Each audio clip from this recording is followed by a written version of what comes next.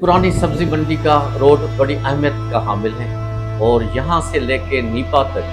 पूरा रोड जो है प्रोजेक्ट्स के हवाले से तकरीबन 3-4 साल गुजर गए हैं कि अभी तक ये रोड नहीं बना और टूट फूट के शिकार हैं। और एक अंदाजे के मुताबिक हज़ारों गाड़ियाँ इस रोड से गुजरती हैं,